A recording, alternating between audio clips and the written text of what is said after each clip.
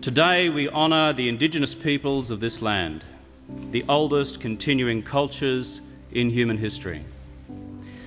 We reflect on their past mistreatment. We reflect in particular on the mistreatment of those who were stolen generations, this blemished chapter in our national history. The time has now come for the nation to turn a new page in Australia's history by righting the wrongs of the past and so moving forward with confidence to the future. We apologise for the laws and policies of successive parliaments and governments that have inflicted profound grief, suffering and loss on these our fellow Australians. We apologise especially for the removal of Aboriginal and Torres Strait Islander children from their families, their communities and their country. For the pain, suffering and hurt of these stolen generations, their descendants and for their families left behind, we say sorry. To the mothers and the fathers, the brothers and the sisters, for the breaking up of families and communities, we say sorry. And for the indignity and degradation thus inflicted on a proud people and a proud culture, we say sorry.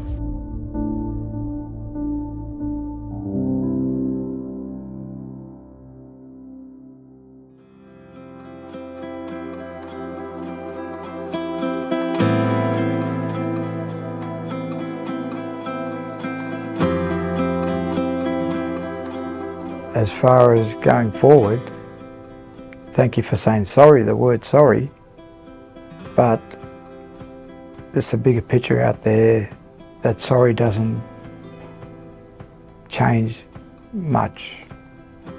It's just one person just saying that we need all councils, all Australians to understand what land we're on.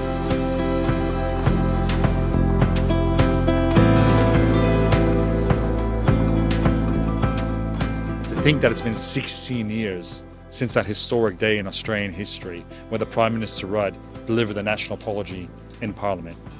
I think it's had a massive impact in that it started a process. When I speak to my First Nations brothers and sisters, I see the pride in their face that finally, it was told as it is.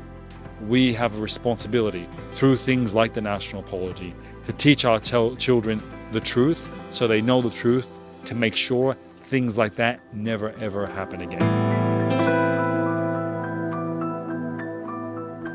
Well, I think that it should be more. We would talk about closing the gap and everything. Well, we've got a long way to go with that as well. But we're trying to get there, but I still think it's still a wider gap. And having that National Apology Day should be more to it. It's set up for our children and for the communities as well, and employment as well, and to empower them to be self-sufficient. You've got people from First Nations background achieving in numerous things in whatever they want to do, excelling and leading the way. And I think the apology played a role in building that confidence, because it's a chapter, there was a dark chapter in Australian history, and many people previously tried to brush over it like it didn't exist. To have the Prime Minister saying what he said that day in Parliament, right, I think gave the young generation of Australians who maybe did not know about everything that happened, but gave them the confidence to say, you know what, right, I'm accepted, I am one, and we are one, just like it says in the national anthem. Reconciliation is, just like I said before, we just got to turn around and make changes to the better of the Aboriginal and Torres Strait Islanders of Australia, and we need to be strong and firm in our beliefs. We are now having kids that left early in year 7, now going to year 10 and year 12, and they're going on to university. So changes are coming, but we need to go further. We need to be leaders.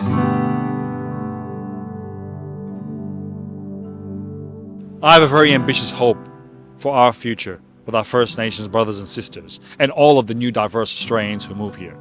We are working here to co-create an amazing community, the best community in the world, not just in Australia, but specifically right here in Liverpool.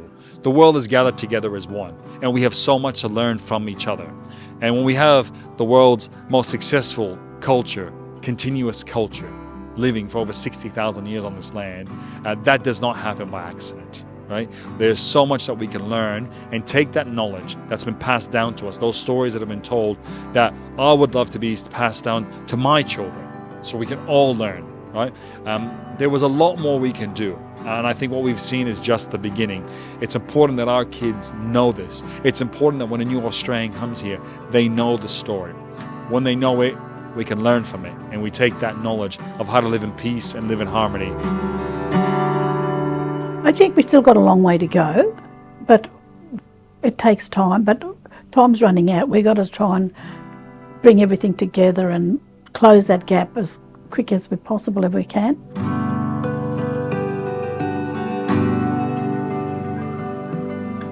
What we believe in is building ourselves up to better our communities and being something. That's what I want to leave this world. Being something, and show that I've done what I've had to do in this world and this lifetime.